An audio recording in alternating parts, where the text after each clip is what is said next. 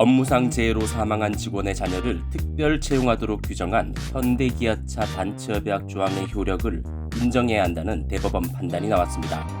선량한 풍속과 기타 사회 질서를 위반하지 않으므로 유효하다는 주문입니다.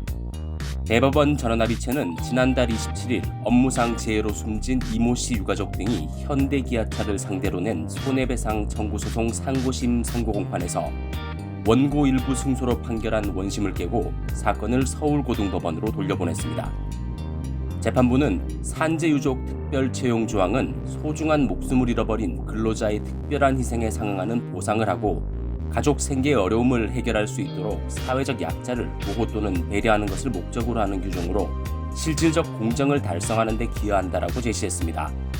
대법원은 채용의 자유를 제한한다는 회사의 주장에 대해 회사는 장기간 지속해서 유족을 채용해왔고 결격 사유가 없는 근로자로 채용 대상을 한정하고 있기도 하다면서 이런 사정을 종합하면 피고들의 채용의 자유가 과도하게 제한된다고 볼 수 없다라고 설명했습니다. 사건의 쟁점인 고용 세습과 약자 배려에 대한 대법원의 판단, 김종진 노무사와 함께 살펴봅니다. 네, 대법원은 산재로 사망한 직원의 자녀를 특별 채용하는 것이 구직 희망자의 채용 기회에 중대한 영향이 있다고 보기 어렵다면서 단체 협약 조항은 유효하다고 보는 것이 타당하다고 밝혔습니다.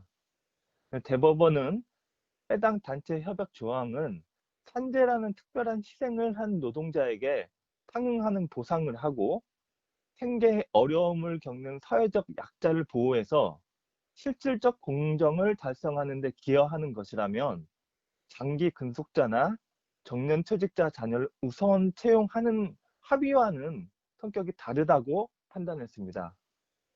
또 산재 사망 노동자들의 자녀들은 공개 채용 절차에서 우선 채용되는 게 아니라 별도의 절차에서 특별 채용되는 것이라면 그 숫자도 매우 적어 이런 형태의 특별 채용이 구직 희망자들의 채용 기회에 중대한 영향을 미친다고 보기 어렵다고 봤습니다.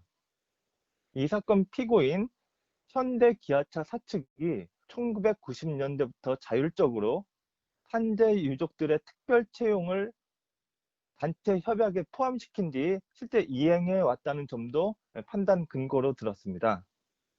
이번 판결에서 나온 소수 의견 설명해 주시죠.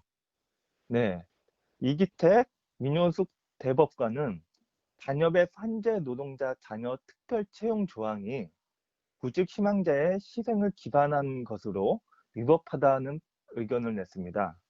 이들은 산재 유족 특별 채용 조항은 기업의 필요성이나 업무 능력과 무관한 채용 기준을 설정함으로써 그리고 일자리를 대물림함으로써 구직 희망자들을 차별하는 합의로 공정한 채용에 관한 정의관념과 법 질서에 위반되어 무효라고 봐야 한다고 했습니다.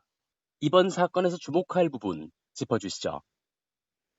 이번 소송의 쟁점은 단협의 유족 특별 채용 조항이 사용자의 고용 계약 자유를 제한하고 일자리 대물림을 초래하는 등 사회 정의 관념에 반해 민법 103조가 명시한 선량한 풍속, 기타 사회 질서에 위반되는지 여부였습니다.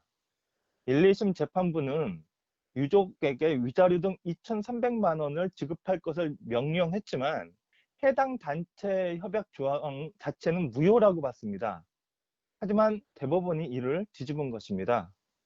대법원의 이번 판결은 산재 유족 특별 채용 조항의 유효성에 대한 구체적인 판단을 하였다는 점에 의의가 있습니다.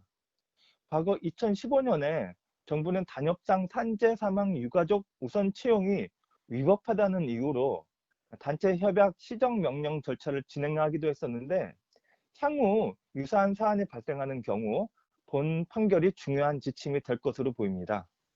지금까지 뉴스토마토 실기의 조문식입니다.